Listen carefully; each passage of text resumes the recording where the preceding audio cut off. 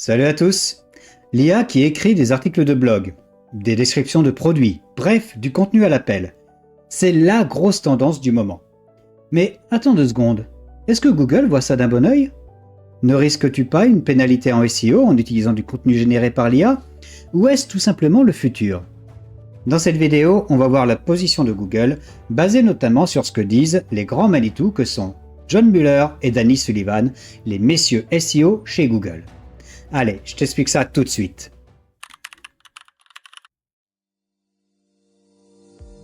Alors, première chose à comprendre, Google n'est pas contre l'IA en soi. Avec Gemini, il serait quand même mal placé pour l'être.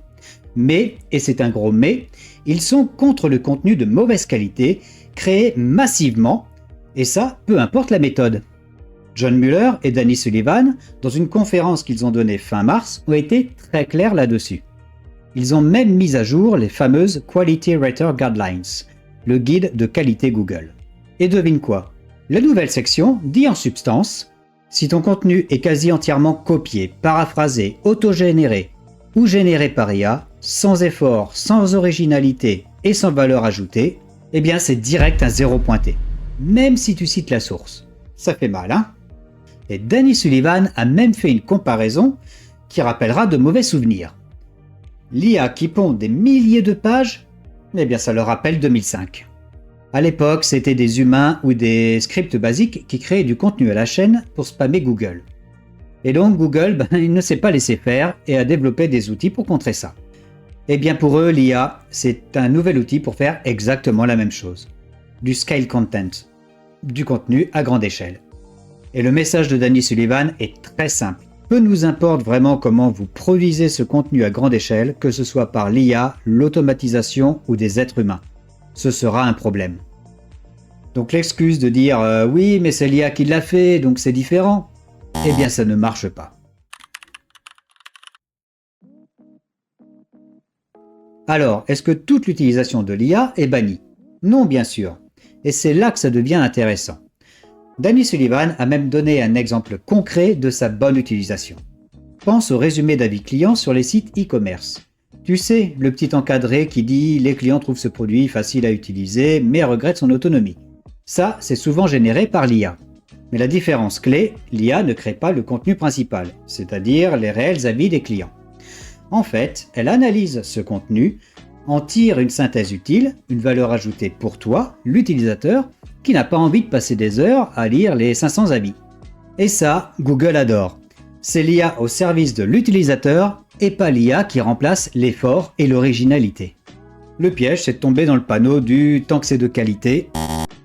Et certaines personnes spécialisées dans le SEO ont interprété le discours de Google comme « allez-y avec l'IA tant que ça a l'air bien écrit ». Grosse erreur. L'excuse de dire « tant que c'est de qualité » a servi à justifier toutes les pires techniques SEO du passé. Liens pourris, bourrage de mots-clés et toute autre technique de Black Hat SEO. Donc si quelqu'un te dit ça, méfie-toi. Le contenu de l'IA peut paraître de bonne qualité, bien écrit, bien structuré, mais être complètement générique, sans originalité et sans réelle expertise derrière. Bref, juste une bouillie de mots probables.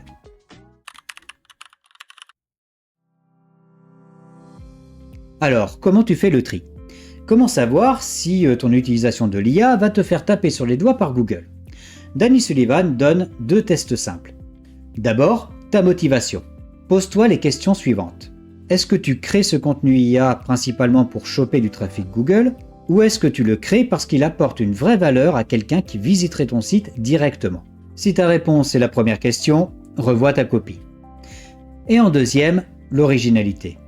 Demande-toi si le contenu est juste une redite de ce qui existe déjà partout.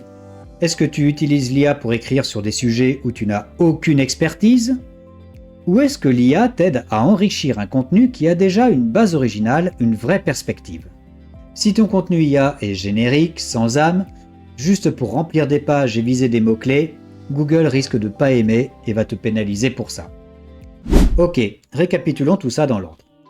Google traite le contenu de l'IA de mauvaise qualité comme n'importe quel contenu abusif à grande échelle. Et ça, peu importe l'outil. Le guide de qualité Google cible explicitement l'IA, générée sans originalité, sans effort et sans valeur ajoutée. risque de note minimale.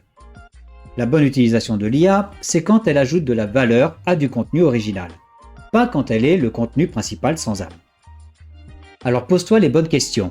Est-ce pour le trafic ou pour l'utilisateur? Est-ce original ou juste générique?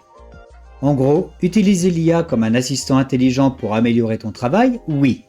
L'utiliser comme une machine à contenu bon marché pour tromper Google, non. De toute façon, Google le découvrira tôt ou tard et te le fera payer très cher. Et toi, tu utilises l'IA pour créer du contenu? Quelle est ton expérience? Est-ce que tu as peur que Google déréférence ton site de ses pages ou pas du tout? Dis-moi tout ça en commentaire. J'ai hâte de lire vos avis et vos stratégies. Et si cette vidéo t'a éclairé et t'a plu, n'oublie pas de lâcher un petit like, ça motive toujours, et abonne-toi à la chaîne maintenant pour ne pas rater mes prochaines astuces pour booster ton site. Allez, je te remercie d'avoir regardé jusqu'au bout, fais bon usage de l'IA, et moi, je te dis à très vite. Allez, ciao!